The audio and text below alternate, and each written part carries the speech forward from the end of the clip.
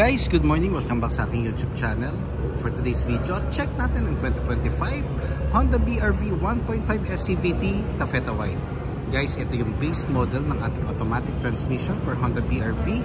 Kanyang price is 1,155,000 pesos. So, turgo na kayo ngayon sa ating featured unit for today. Guys, ito yung second generation ng ating Honda BR-V. Then, ano na siya, yung all new na siya. Pero na-launch siya, kung hindi nagkakamali, is last 2022, mga October. So, nasa ano na rin naman siya, nasa mga 2 years na rin naman siya sa market. So, ang kanyang itsura compared dun sa first generation, mas mukha na siyang SUV. Kung mapapansin mo, yung mga corners and front portion, talagang bagong-bago na. At mas mukha na siyang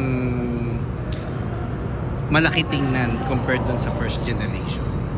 And the good thing about sa ating Honda BR-V, nakaano na siya, LED headlights with daytime running lights, LED fog lamps, matte black front grille,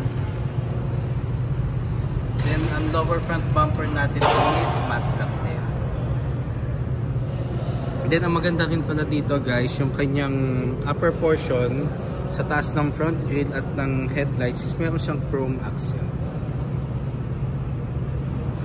Pakita ko lang ulit ang ating front portion guys. Actually guys, ito yung one of our best sellers every month, itong Honda BR-V and Honda City. Pero pagdating sa category na MPV, normally ito talaga nag-outstand because of its powerful engine performance, the same time yung kanyang interior space maluwag. Then dito naman tayo guys sa engine. So 1.5 CVT or 7-speed automatic, double overhead cam, front wheel drive, 121 horsepower, then 145 Newton meters of torque. Gas consumption guys, nag-range siya pag city driving, possible ano siya, 8 to 14 kilometers city. Then pag highway naman, 14 kilometers and up. Pero depende yon guys sa driving habit and kung ilan ang load capacity ng inyong sasakyan. Pero overall, napaka-efficient ng ating Honda BR-V. And for its price, the 1,155,000, ano na rin naman siya, very competitive na rin sa market. Kasi naka-ano ka na, mini SUV, and the same time, ano ka na, mataas ang ground clearance. Then, ang mga fenders natin guys, is matte black. Then, naka-ano tayo guys, sa 17-inch alloy wheels. Ventilated disc ang ating front brakes. MacPherson strut ang ating suspension sa harap.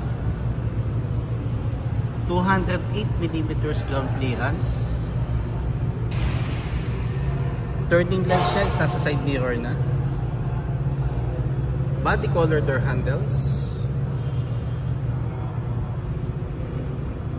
Drum brake naman ang ating rear brakes. Then torsion beam naman ang ating suspension sa rear. Then ang tagal ko na rin naman sa Honda guys, 8 years. So may mga minor concerns pero yung major problems regarding parts wala pa naman guys. So, when it comes to value for money, very worth it ang pagbili ng Honda. Then, meron na siyang roof rail. Then, may mga nakaabang dito guys kung gusto nyo magpalagay ng roof rack. Shark fin antenna. LED taillights. Kita ko lang naman yung back portion natin.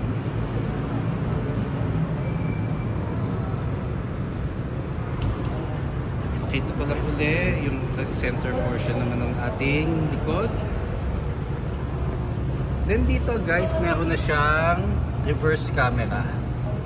Pwede tayong mag-optional ng backup sensor. Kung mas nasanay kayo mag-drive na may backup sensor, wala namang problem.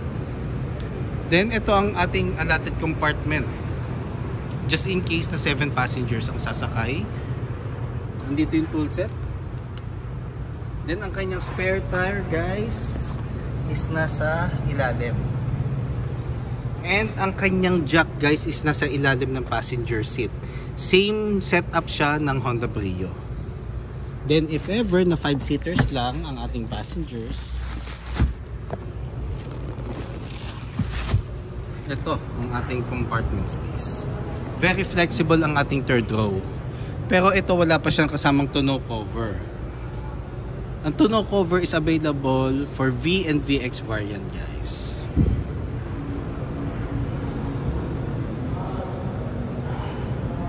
Normally naman sa third row guys, mga average size adults and mga kids, yun ang normally na sumasakay normally sa third row. Pakita ko naman ang ating driver side. Fuel tank capacity guys is 42 liters. Minimum octane is 91.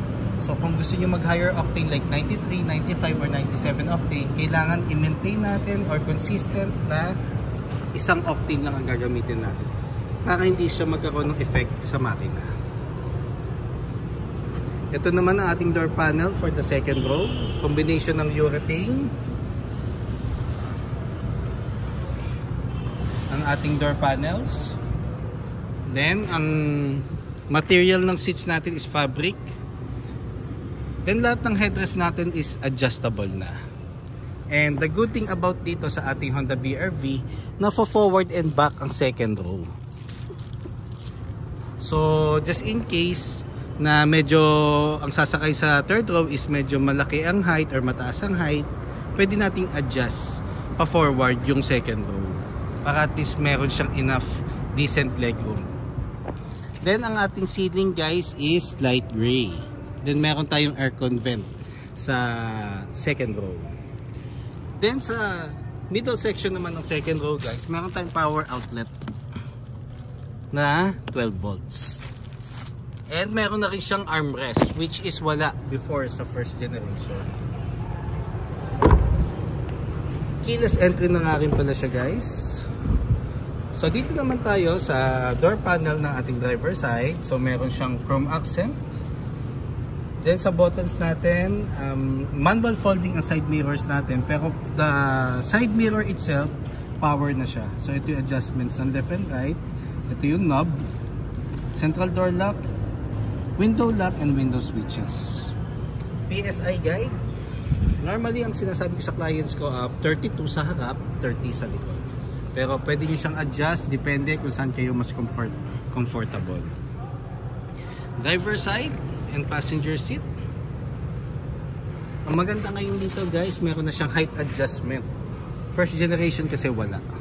So yun yung mga nadagdag sa second generation natin. Meron na siyang armrest and height adjustment.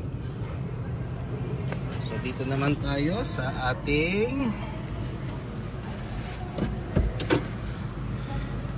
dashboard and steering wheel. Pakita ko lang sa ilalim guys. So nandito yung gas lid and for the hood. Steering wheel natin is urethane. Then meron siyang audio control sa steering wheel.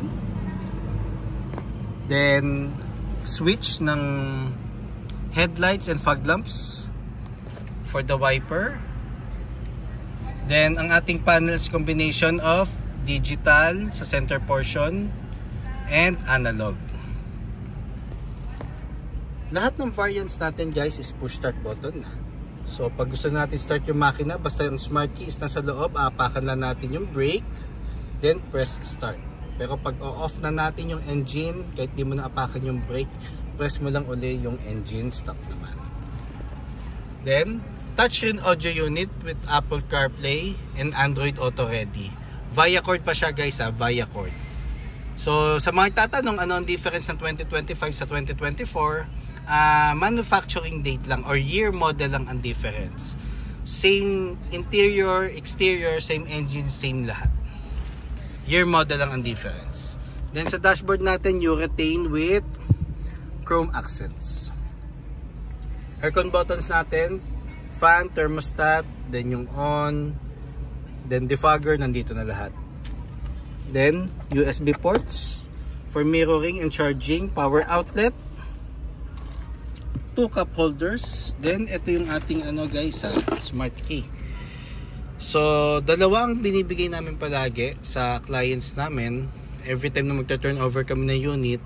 Mas maganda guys, alternate ang paggamit. So every month or every 2 months palit ka ng smart key na ginagamit para at least hindi ma-drain yung battery ng extra spare na smart key mo.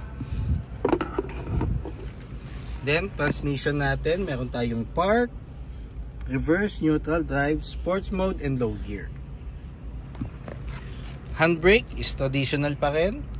So pag mag-handbrake tayo guys, yung pinakamataas. Kasi pag inangat mo lang siya, may tendency siyang mag-move. Lalo na pag pa-incline ang iyong parking. Basta hindi pantay yung daan, may possibility na mag-move yung iyong vehicle. Mararamdaman mo naman siya. Armrest, console box, passenger seat. Then visors natin guys with mirror na. Then ang ating map light. Ang ating dome light is nandun sa may likod ng sandalan ng second row. Hindi ko lang siya na-switch guys. Pero sa mga previous videos ko meron naman doon. Gusto nyo na makita. Then glove box. Warranty booklet, owner's manual, insurance policy na hard copy just in case you have one, and copy ng ORCR na hindi expired. Yun lagi ang ilalagay nyo sa glove box. So for today's video guys, yun lang, quick view lang ng ating 2025 na Honda BRV-S. So just in case you have any concerns regarding cash discounts, low down payments, bank display for our bank partners, parts inquiries and service appointment, feel free to call or text 0906-386-8937 or visit me at 598 EDSA Balintawak, Caloocan City, and look for me guys, Ross Oliver Cruz, ang inyong friendly sales manager here at Honda Cars Balintawak. Looking forward to meet you here guys, and kindly subscribe na nga rin pala sa aking YouTube channel para maging updated sa mga susunod na videos, and pa-follow na rin sa aking Facebook account Ross Oliver Cruz, and aking Facebook page Honda Cars Best Deals, Honda Cars Balintawak Best Deals by Ross Oliver Cruz. Yun lang guys, thank you and God bless.